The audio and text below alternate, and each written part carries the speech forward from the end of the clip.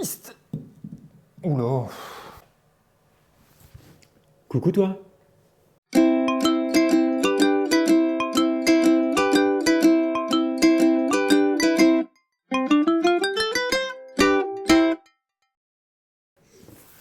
est dégueulasse mon truc. Alors attention, on va laver ça. Hop là. Je crois que c'est pire. Et ouais, on change d'endroit. On était dans le salon, maintenant on est dans la cuisine. Et ouais les gars. Ouais, non, bon, on n'est pas dans le Danse avec les stars, chérie. Comment tu vas? Et ouais, je suis de retour pour vous jouer un mauvais tour. Non, mais ferme ta gueule en fait. Il est tard le soir. Il est 20h20, mais j'ai pas bouffé encore. Nouvelle vidéo sur la chaîne YouTube. Et de quoi on va parler aujourd'hui? On va parler d'écologie. C'est super, hein? On va parler de ma transition écologique. J'aime pas trop ce mot parce que c'est un peu trop... comment dire? C'est un peu trop fort pour parler de ce que je fais moi, on va dire. Je me perçois pas trop comme quelqu'un ayant fait une transition écologique, mais j'ai plutôt eu tendance à changer mon mode de consommation pour essayer de réduire mes gaz à effet de serre. Et du coup, je pense que ça va être une série de vidéos que je vais vous faire sur mon expérience, sur du coup, cette transition écologique que j'essaye de faire, sur le changement de mon mode de consommation de manière générale, comment je le perçois, etc. Comment je le vois, comment j'ai commencé à le faire, qu'est-ce qui m'a poussé à le faire, enfin plein de questions et de choses qui, je pense, va se faire sur plusieurs vidéos où je serai soit tout seul ou alors avec des invités, des gens, soit qui sont dans la même optique que moi. Il y a un moucheron. Je l'ai pas eu. Soit qui sont dans la même optique que moi, c'est-à-dire qui vont... Oh, putain, mais je vais me faire agresser par un moucheron là. Soit qui sont dans la même optique que moi, c'est-à-dire qu'ils ont une vision, on va dire, d'essayer de changer leur mode de consommation pour lutter contre le réchauffement climatique. Soit des gens qui n'ont pas du tout cette envie-là, pour diverses raisons. Ça peut être vachement intéressant aussi de voir des gens qui ne sont pas du tout d'accord avec moi ou qui ne sont pas au même stade que moi. Donc voilà à peu près de quoi va parler cette série de vidéos à travers l'écologie. Je pense que je vais faire plusieurs vidéos parce qu'il y a tellement de choses à dire.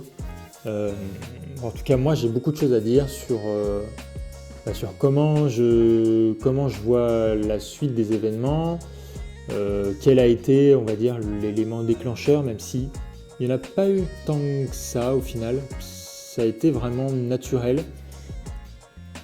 Donc on va parler d'écologie et de transition écologique. Alors on va parler de plein de choses au final, parce que pourquoi on doit faire une transition écologique?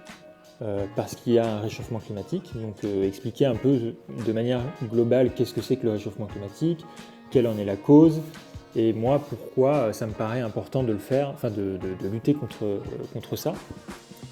Donc on va parler surtout de ça dans cette vidéo, et aussi je pense que je vais parler un peu des steps que j'aimerais atteindre pour essayer d'être encore plus vertueux de l'environnement et de mon mode de consommation de manière générale.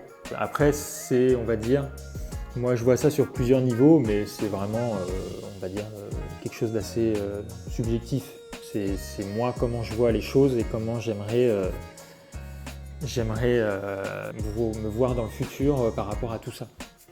Mais je pense que je suis en bonne voie, j'espère. Donc c'est parti pour cette vidéo.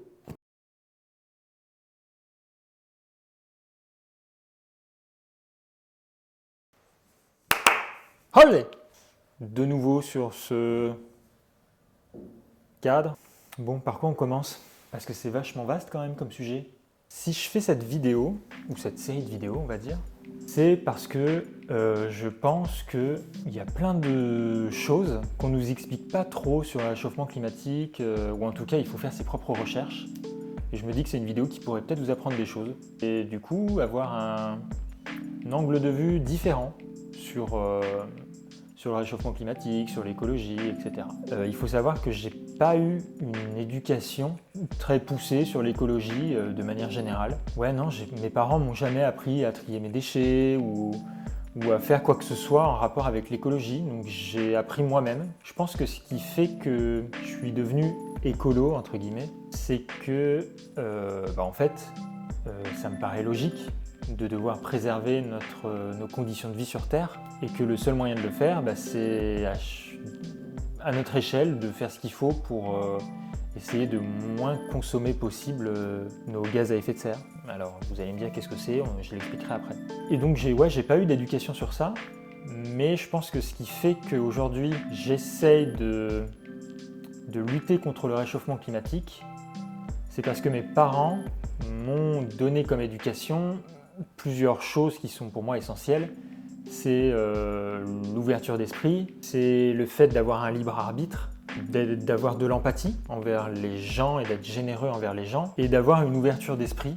Et en fait, tout ça, c'est totalement lié à la lutte contre le réchauffement climatique, tout simplement parce que le fait d'avoir un libre arbitre, ça me permet de mieux comprendre les enjeux écologiques, tout simplement parce que le libre arbitre, en fait, il est super important dans cet aspect écologique parce qu'on parle beaucoup de justice sociale. Et l'écologie et la lutte contre le réchauffement climatique, c'est énormément de lutte pour une justice sociale et donc pour un libre arbitre beaucoup plus important, beaucoup plus global, parce que, on en parlera peut-être dans une autre vidéo, mais ce qui fait qu'on a un dérèglement climatique, c'est parce qu'il y a 2% de la population qui pollue plus que la moitié de l'espèce humaine. Ouch. Et ces 2% de la population, c'est les 2% des personnes les plus riches sur Terre. Et donc, il y a des inégalités de richesse qui font qu'aujourd'hui, on a une pollution très très grande. Et que donc, si on avait un libre arbitre beaucoup plus important, on viendrait créer une sorte d'équilibre des richesses pour justement créer un équilibre écologique, entre guillemets. On va dire, on va commencer sur le truc de base. Qu'est-ce qui a fait que j'ai voulu modifier mon mode de consommation?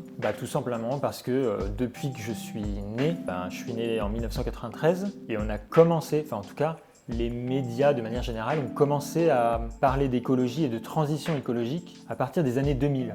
Donc c'est très très récent, ça fait quoi, une vingtaine d'années? C'est vachement récent en fait. Donc ce qui est étrange, sachant que il y a des entreprises qui étaient déjà au courant, des entreprises et des gouvernements qui étaient déjà au courant qu'il y avait un dérèglement climatique depuis les années, je crois, les années 60. Sauf que, évidemment, on pourra sûrement en parler dans une autre vidéo aussi, mais c'est que les entreprises qui ont découvert qu'il y avait un dérèglement climatique ont préféré cacher ces études-là pour éviter qu'elles perdent de l'argent, parce que pour elles, le seul moyen de gagner de l'argent, c'est de faire consommer les gens.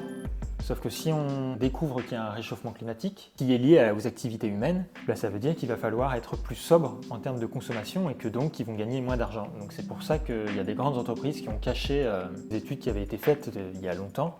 C'est pour ça qu'aujourd'hui, seulement dans les années 2000, on commence à beaucoup parler de ça, parce qu'avant on n'en parlait pas, tout simplement parce que personne ne savait, très peu de gens savaient. Et donc moi je suis d'une génération qui a toujours connu entre guillemets le dérèglement climatique et le fait qu'il faut changer les choses pour pouvoir vivre en harmonie avec nos conditions de vie sur Terre. Parce que s'il y a bien un amalgame que j'entends souvent, c'est qu'on nous dit beaucoup, il faut sauver la planète. Non les gars, la planète, elle allait très bien avant qu'on arrive et elle ira très bien après qu'on soit parti. C'est pas la planète qu'il faut sauver, c'est nos conditions de vie sur Terre. Et donc, on peut se poser une première question, en fait, toute simple. C'est quoi le réchauffement climatique ? Le réchauffement climatique, c'est un phénomène qui est causé par les gaz à effet de serre qui sont émis par les êtres humains et donc qui se traduit par une augmentation drastique des températures depuis l'ère industrielle, donc c'est-à-dire à peu près 1850. Et vous allez me dire, mais tu nous parles de gaz à effet de serre, mais c'est quoi les gaz à effet de serre ? J'ai l'impression d'être dans C'est pas sorcier. Les gaz à effet de serre, c'est en gros, ils agissent de la même manière que le verre d'une serre. Ils absorbent la chaleur du soleil, il va rayonner sur la surface de la Terre, il va la piéger dans l'atmosphère et il va l'empêcher de s'échapper dans l'espace. Et du coup, l'effet de serre, il maintient une température de la Terre plus chaude que ce qu'elle serait autrement en fait. Et du coup, ça contribue au maintien de la vie sur Terre. En fait, sans effet de serre, la température sur Terre elle avoisinerait les moins 18 degrés à peu près. Et donc grâce à l'effet de serre, on est sur une température moyenne qui se situe à plus 15 degrés. Plutôt agréable, non? J'ai envie de me mettre des gifles. Allez. Et du coup, il y a de nombreux gaz à effet de serre qui sont naturellement présents dans l'atmosphère, mais en fait, l'activité humaine, elle contribue à leur accumulation et de manière très rapide. Et du coup, l'effet de serre dans l'atmosphère, il est renforcé et il modifie le climat de notre planète. Et ça entraîne des changements dans des tendances comme les chutes de neige, des précipitations extrêmes, une augmentation des températures moyennes, on le voit de plus en plus chaque année, et des événements climatiques extrêmes tels que des vagues de chaleur, donc des sécheresses, des inondations et de manière plus globale en fait des catastrophes naturelles. Et donc il existe plusieurs gaz à effet de serre et leur potentiel en fait, de réchauffement il varie en fonction de tel ou tel gaz à effet de serre. Mais il y en a à peu près 3.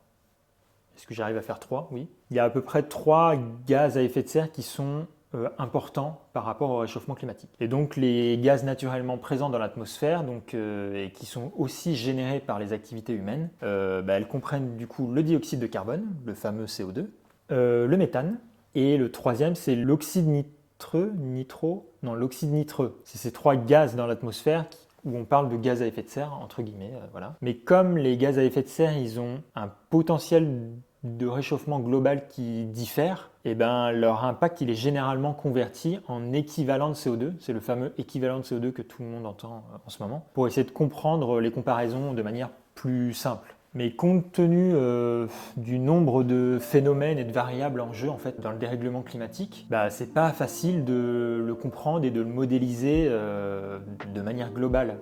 Mais du coup, pour modéliser les évolutions du climat de manière générale, il y a les experts du GIEC. Donc le GIEC c'est quoi? C'est d'ailleurs quelque chose dont on va beaucoup parler parce que c'est généralement leur rapport dont moi je vais parler sur mes vidéos parce que c'est un rapport assez complet. Le GIEC du coup c'est le groupe d'experts intergouvernemental sur l'évolution du climat. C'est en fait un groupe d'experts scientifiques qui ont travaillé sur le réchauffement climatique et qui en ont fait un rapport sur plusieurs années et qui continuent d'ailleurs à faire un rapport alors je sais plus combien c'est tous les 7 ans je crois, qui du coup explique les causes du réchauffement climatique, les conséquences, et quelles seraient les possibilités pour essayer de réduire la température en fait, qui augmente au fur et à mesure des années. Et donc il s'appuie sur de nombreuses simulations qui portent sur l'atmosphère, sur les océans, sur les banquises, sur la végétation, sur les nuages ou encore les gaz à effet de serre. Et du coup c'est la combinaison de ces différents modèles climatiques qui permet de proposer une analyse globale de ces prévisions. Et du coup, il y a un indicateur relativement parlant qui a été choisi comme une référence pour symboliser et mesurer du coup l'évolution climatique, c'est le fameux réchauffement climatique. Mais du coup, il y a des gens qui vont se dire mais attends Geoffrey, la planète, elle a toujours réchauffé, il y a toujours eu des dérèglements climatiques. Alors oui, mais aujourd'hui, c'est totalement différent. Il est vrai que la planète elle a connu au cours de son histoire des changements climatiques majeurs. Il y en a eu plusieurs et elles sont notamment liées à 3 paramètres, encore le 3 que j'arrive à faire. 3 paramètres astronomiques, alors appelés Milankovitch. Il va falloir faire des recherches. Oui, c'est ça, c'est les paramètres de Milankovitch. Et donc, il y a 3 paramètres. Donc, le premier paramètre, c'est... Alors, je suis en train de lire parce que je ne suis pas un expert. Donc, le premier paramètre, c'est l'obliquité. C'est donc l'inclinaison de la Terre qui varie tous les 41 000 ans environ. On a un deuxième paramètre qui est l'excentricité de la Terre. En gros, c'est la trajectoire de la Terre autour du Soleil et qui définit sa distance par rapport au Soleil. Et cette trajectoire, elle oscille entre un cercle presque parfait et une ellipse tous les 100 000 ans environ. Et on a le dernier paramètre qui est la précession des équinoxes. C'est un changement de direction de l'axe de rotation de la Terre comme pour une toupie en fait. Et l'axe de rotation, elle décrit un cercle en 23 000 ans environ. Donc c'est 3 paramètres qui ont façonné le climat depuis des millions d'années. Ces paramètres, en fait, ils influent sur la quantité d'énergie solaire reçue et qui donnent du coup qui donnent lieu à des étés plus ou moins chauds en fonction à travers les âges et les époques. Et du coup, en remontant sur les derniers millions d'années, les scientifiques, ils ont pu observer une alternance en fait entre des périodes glaciaires et des périodes interglaciaires. Et donc depuis à peu près 11 000 ans, nous on se situe dans une ère interglaciaire. Donc théoriquement, d'ici une dizaine de milliers d'années, la Terre elle devrait du coup se refroidir pour entrer dans une nouvelle ère glaciaire. Donc oui, effectivement, le climat il change naturellement et depuis toujours, mais aujourd'hui on vit dans une évolution climatique totalement différente et unique. Et donc dans son 5e rapport d'évaluation, qui a été donné en 2014, le GIEC, il est clair sur un point, c'est que le réchauffement du système climatique, il est sans équivoque et depuis les années 1950, beaucoup de changements ils ont été observés et ils sont sans précédent en fait depuis des décennies voire des millénaires. En fait, non seulement la Terre elle se réchauffe, mais elle se réchauffe à vitesse grand V, c'est-à-dire en quelques centaines d'années et non comme avant, c'est-à-dire progressivement sur quelques milliers voire millions d'années. Donc on est bien sur une situation totalement inédite. Donc on voit bien qu'il y a une comparaison qui est faite entre ce qui se passait avant, où on avait des périodes de changement climatique qui étaient sur des très très longues durées, des décennies, voire des milliers d'années, voire des millions d'années, et où aujourd'hui, en même pas 150 ans, on a fait exploser la température. Donc on est bien sur une situation de réchauffement climatique qui n'est pas du tout naturelle. Là où perdre ou gagner 5 degrés prenait des dizaines voire des milliers d'années, on a déjà gagné 1 degré en moins d'1 siècle. On se retrouve un autre jour. Et oui, j'ai pas fini ma vidéo, mais mon appareil photo m'a lâché. Du coup, je parlais la dernière fois des causes du réchauffement climatique, et donc c'est dû aux émissions de gaz à effet de serre. Et on a quelques chiffres aujourd'hui qui montrent un petit peu l'état de la planète à cause des activités humaines. Alors on a des chiffres qui ont été publiés, je crois, en 2019 par le service statistique du ministère de la Transition écologique. Et donc on a eu des émissions de gaz à effet de serre qui augmentent au niveau mondial d'environ, je crois, à 58%. Donc ça c'était entre 1990 et 2021. Et pour limiter la hausse des températures à l'échelle mondiale et rester en dessous des plus 2 degrés, donc qui est l'objectif de l'accord de Paris, les pays de l'Union européenne, eux, ils s'engagent en fait pour leur part à réduire leurs émissions de gaz à effet de serre de 55% d'ici 2030. La blague!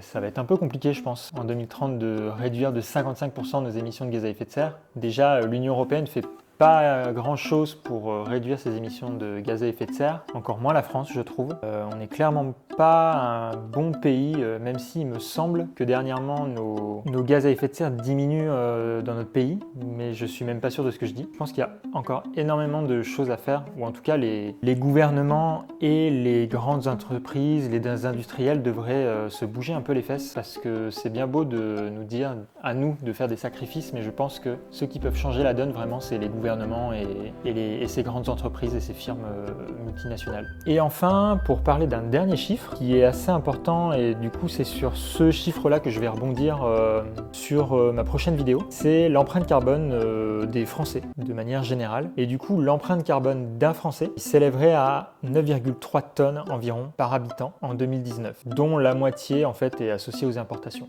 Donc tout ce qui vient de l'étranger. Donc 9,3 tonnes, c'est beaucoup. Il me semble même qu'on est entre 9 et 10 tonnes par personne. Et donc moi je me suis posé la question, je me suis dit, moi combien je consomme au final de tonnes de CO2 par an? Et on peut faire ce calcul. Un site internet qui s'appelle Nos Gestes Climat et qui vous permet de calculer votre empreinte carbone avec un questionnaire d'une dizaine de minutes. Donc il est assez long et assez complet. Et du coup on vous pose une multitude de questions, que ce soit pour l'alimentation, qu'est-ce que vous mangez, à quelle fréquence, sur les transports aussi, comment vous vous déplacez, combien de fois vous prenez l'avion par an, ou la voiture ou le train, quels sont vos déplacements pour aller chez vous, pour aller au travail, aussi sur le logement, comment est chauffé votre logement, quels sont les équipements que vous avez à l'intérieur de votre logement, etc. Même les services sociétaux sont pris en compte, mais là c'est quelque chose à part parce que c'est pas dû directement aux citoyens mais plutôt à l'État. Donc il y a plein de questions comme ça et à la fin de ce questionnaire en fait vous pouvez savoir à peu près quelle est votre empreinte carbone à l'année. Donc moi je l'ai fait. Alors je l'ai peut-être fait